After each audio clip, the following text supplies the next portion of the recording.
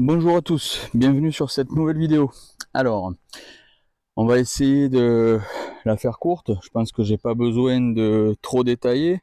Il y a des éléments qui sont sous vos yeux qui ne trompent pas. On va quand même essayer de faire ça de manière un petit peu sympathique. Bon, vous l'avez compris, on est sur une 106, très bien. Maintenant, si je vous donne des morceaux d'histoire et des éléments qui peuvent nous faire penser à une Jean héritière. On a eu par le passé la 205 Rally, on a eu les versions GTI, etc. Et puis après on est passé à la 106, phase 1, phase 2. On a eu par la suite, après celle-ci, la S16, mais s'il y a bien quelque chose qui a marqué les esprits et qui a eu et a encore aujourd'hui sa place en compétition, c'est bien les séries rallye. La 205 d'abord et puis la 106. On a eu une phase 1 avec un 1300 carburateur et puis l'aboutissement sur cette phase 2 que vous avez là sous les yeux, un exemplaire absolument fantastique avec son 1,6 litre 8 soupape. À peine un peu plus de 100 chevaux. C'est vrai qu'aujourd'hui ça semble peu, on est dans une génération où la course au score, la course à la puissance est légion. Mais oh, excusez-moi, il y a pas mal de petites bestioles. Il fait beau, hein, vous l'avez vu, je suis bien équipé. Voilà, donc du coup, 106 Rally phase 2, qui a été pour une génération entière, voire même plus, de pilotes, une voiture sur laquelle ils ont pu faire leurs armes. Ça a été également la base de travail sur toutes les opérations rallye jeunes proposées par la Fédération française du sport auto à l'époque, qui a permis de découvrir des talents. Je pense que bon, on n'a pas besoin de citer les noms, mais vous voyez très bien de qui je parle, hein. Avec des nombres incalculables de titres mondiaux par la suite. Aujourd'hui, on est sur un exemplaire qui mérite l'intérêt. Je vais vous expliquer pourquoi. Outre le fait que nous ayons travaillé dessus, elle appartient à Pascal. Pascal qui est un membre actif du 106 Rally Club de France et qui a cette année franchi un pas, enfin plutôt l'année dernière, fin d'année dernière, un pas considérable après près de 10 années, presque 10 années de possession de la voiture.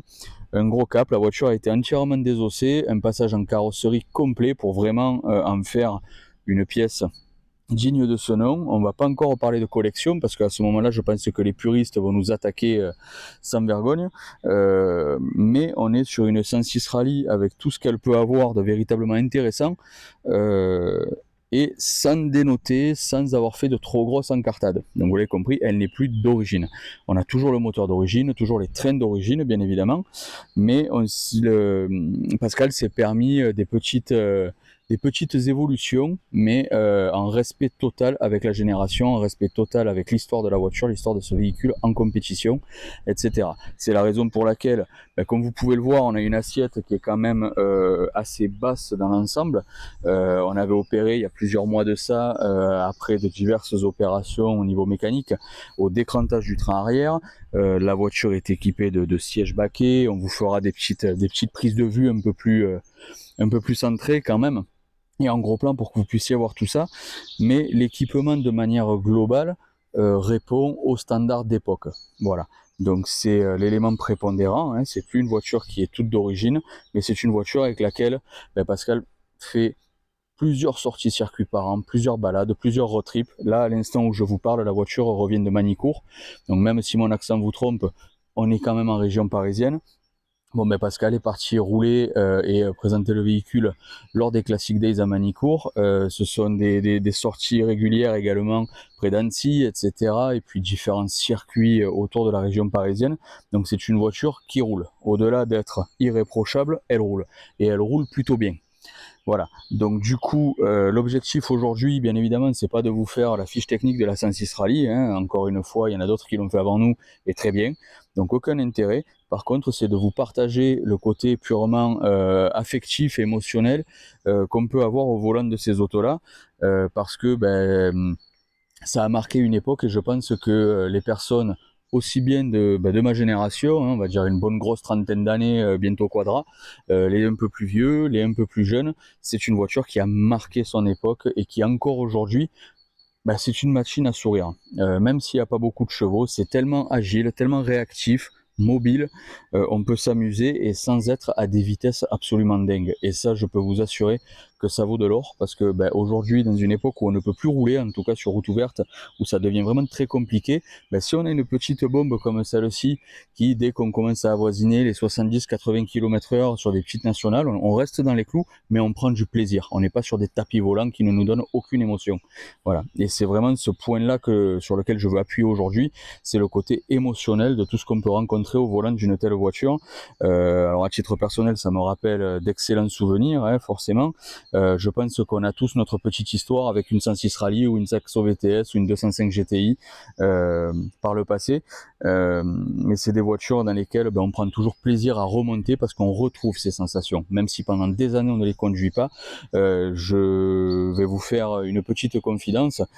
J'ai toujours eu un grand amour et une grande affection pour ces voitures-là, que ce soit les Saxo ou les 106, mais j'ai longtemps eu la sensation sur les dernières années là de me dire écoute, c'est ce que tu as vécu, c'est le passé, est-ce que par hasard tu mettrais pas ces voitures-là sur un piédestal parce que c'est la nostalgie qui parle.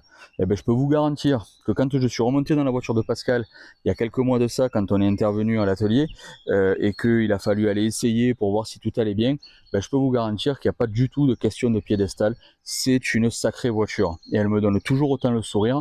Je prends toujours plaisir à m'asseoir dedans et à aller rouler. Il n'y a pas d'histoire, on ne peut pas se tromper. C'est une super auto. Voilà. Donc brièvement, hein, bien sûr, parce que je pense que vous la connaissez. Bon, bien évidemment, on reconnaît la Rallye avec ses extensions d'ailes, ses mythiques jantes en tôle, avec ce blanc, le fameux blanc banquise de Peugeot Sport.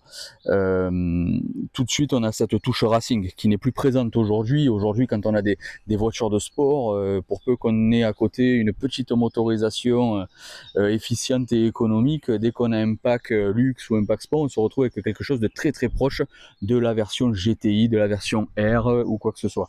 Là, quand on compare cette Rallye à une 106 normale, on a très bien compris à qui on avait affaire. Pascal a pris soin également, après le passage en carrosserie, de replacer l'intégralité de la décoration d'époque avec les bons gabarits, les bons positionnements, donc pour être le plus fidèle possible. Je ne sais pas si vous le voyez de là, mais on a quand même pas mal de petits autocollants sur les fenêtres qui attestent des différentes sorties de Pascal avec cette voiture, hein, que ce soit l'autodrome de Linas Moleri, Folambray, je crois qu'on a Le Mans potentiellement, bon, les plaques des différentes sorties, l'accès piste ici encore une fois, une sortie dans le Cantal, un accès piste là encore à Montlhéry, puis la Manicourt ce week-end. Bref, vous l'avez compris, c'est pas une voiture de moquette, c'est pas une voiture de musée. Voilà. Même si c'est toujours très beau de voir des voitures dans un salon, mais à un moment donné c'est fait pour rouler quand même. Voilà. Donc écoutez, je pense que bon, on n'a pas besoin de faire plus le tour que ça de la voiture en elle-même. On va faire quelques prises de vue, je vais vous emmener avec moi, on va soulever le capot et puis on va se faire un petit tour d'horizon et notamment vous montrer ce qu'on avait pu faire il y a quelques mois en arrière. Hop là, il faut que je trouve la manette. Voilà. Donc de manière à vous montrer ce qu'on a pu faire sous le capot de cette voiture et rentrer un petit peu plus dans le détail. Allez, c'est parti, à tout de suite. Voilà, donc on va passer maintenant sur la partie moteur comme prévu. Donc comme vous pouvez le voir, le fameux TU qu'on ne présente plus, hein, qui a existé en diverses versions, diverses finitions, diverses puissances, 8 soupapes, 16 soupapes, bref, tout ce qu'il faut là où il faut. Un moteur ici sur la voiture de Pascal dans un état exemplaire. Comme vous pouvez le voir, barre anti-rapprochement OMP, le petit kit admission qui va bien. Si on se rapproche un peu, on voit collecteur inox qui donne suite à une ligne d'échappement inox. Donc aujourd'hui, lorsque nous avions eu pour projet d'optimiser un petit peu cette voiture, le souhait de Pascal était de faire un petit peu de développement sans pour autant aller très loin dans le niveau de préparation, d'accord. Donc le choix a été fait de favoriser un flux d'air le plus qualitatif possible, donc kit admission, échappement, petit filtre de reniflard histoire de sécuriser un peu les choses. Et à l'époque, je me souviens, lorsque nous avions fait ça, ça nous avait demandé un petit peu de travail parce que ce fameux TU est présent sur tellement de voitures que beaucoup de pièces sont polyvalentes, beaucoup de pièces sont presque universelles, je dirais, autour du TU. mais nécessite quand même beaucoup d'adaptation et de modifications quand on arrive. Comme vous pouvez le voir, on est passé sur cette découpe du kit admission. On a dû relocaliser le bocal de direction assistée pour pouvoir faire passer le kit admission avec le collecteur d'échappement. Je me souviens qu'on avait dû travailler aussi sur la modine qui est derrière le filtre à huile et passer sur un filtre à huile de Renault plus petit, de manière encore une fois à pouvoir laisser passer ce collecteur. Voilà, tout un tas de petites modifications, alors certes connues hein, des compétiteurs et des amateurs de la voiture, mais voilà, il a fallu quand même travailler un petit peu. Donc très clairement, un peu d'heures, un peu d'huile de coude, mais pour un final quand même plus que présentable et surtout efficace, qui rend aujourd'hui une voiture très linéaire et très agréable à rouler. On passe à présent à l'intérieur avec les fameux baquets Sparco Peugeot Sport d'époque. Alors là, je peux vous dire que quand on a ce petit logo au-dessus du baquet, ben là on est sur une petite pièce collector que Pascal a pris soin de faire refaire, ben d'ailleurs par l'intermédiaire de notre cher voisin et confrère de la grignoterie qui a fait un travail de sellerie absolument dingue sur ces baquets. Les harnais RRS, bien sûr, hein, référence incontestable. Le volant RRS en tulipage 90 et en pot retourné. Voilà, des éléments somme toute basiques, très bien choisis, très bien agrémentés sur l'intérieur, en conservant des éléments essentiels comme cette moquette bleue. Hein, on se souvient des moquettes rouges dans les 205, etc. On avait du bleu, me semble-t-il, aussi sur les 309 GTI. Voilà, on conserve quand même des éléments, même si l'orientation racing est absolument assumée. On va se laisser ici du coup pour la partie extérieure de la voiture. Donc on n'oublie pas ce fameux badge 106 Rally avec les baquets en fond là, une vraie touche racing pour le coup là. On peut pas se tromper, on est vraiment sur ce qui se fait de mieux. Un véritable jouet. Bon bah écoutez, là clairement, il n'y a plus qu'une chose qui me vient en tête, allez rouler, rouler et rouler. Je pense qu'elle est faite pour ça. Donc on va essayer de vous emmener dans l'habitacle. On va voir si le micro ne sature pas, parce que l'échappement est quand même très présent. Et puis sinon, on continuera de parler ensuite, et on vous fera part de nos ressentis au volant de cette superbe machine. Bon ben c'est parti, j'espère que vous m'entendez bien. On a dû retirer un peu de matériel pour essayer d'avoir un son le plus convenable possible. J'espère que ça va le faire. Voilà, donc ça y est, on est à bord. On va essayer de s'écarter un petit peu, sortir de la ville. En tout cas, une chose est certaine, c'est que le fait de se retrouver assis derrière ce volant, même sans aller vite, juste la sensation d'être dans cette position-là, il y a beaucoup de nostalgie, et ça c'est un vrai plaisir. Voilà, donc excusez-moi si ça secoue un tout petit peu là pour l'instant. Voilà. Et en tout cas, on retrouve tout de suite des sensations intéressantes. Alors je pense que l'échappement, vous voyez, est présent. Et c'est pas non plus assourdissant, on n'est pas encore dans une voiture de course. Hein.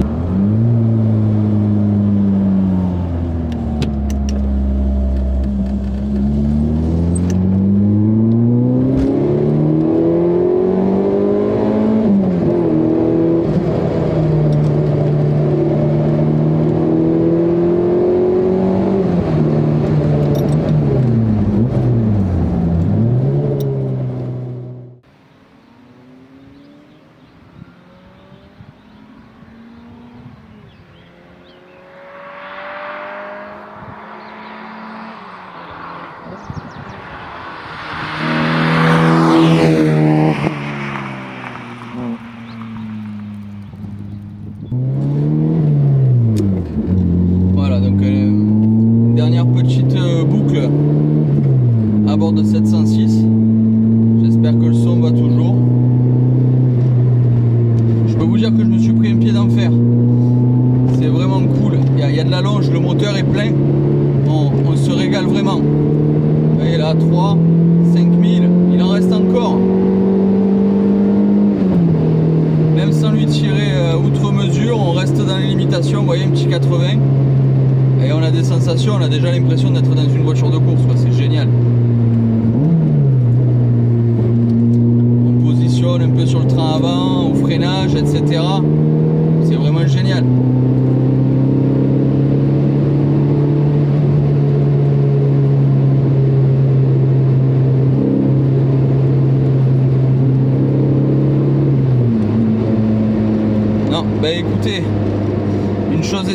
c'est que on prend toujours autant de plaisir au volant de ces trucs-là. Je remercie encore une fois Pascal de nous avoir confié son véhicule fraîchement sorti de restauration pour faire cette petite vidéo. Vraiment un pur moment de bonheur. On s'est vraiment régalé.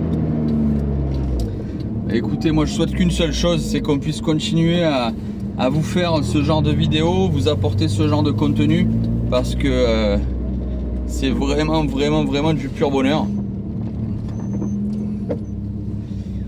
Voilà. Bah écoutez, je vous dis à bientôt. Là pour le coup je ne sais pas encore ce qui nous attend pour la suite en termes d'essai. J'ai ma petite idée, mais bon, on va attendre de concrétiser pour ne pas dire de bêtises. Et puis bah écoutez, je vous dis à très vite. N'oubliez pas, comme d'habitude, vous abonner, liker, commenter. Bien évidemment, je vous mets aussi le lien de notre boutique, aussi bien pour les pièces ainsi que la boutique pour tout le merchandising, les t-shirts, les bonnets, les casquettes, les boissons énergisantes, etc. Vous aurez tout ça dans la description. Ça nous soutient, ça nous permet de continuer d'avancer et prendre du temps pour vous faire du contenu tel que celui-ci. Donc n'hésitez vraiment pas. Vraiment, c'est le moment ou jamais de nous donner un coup de main. Allez, salut!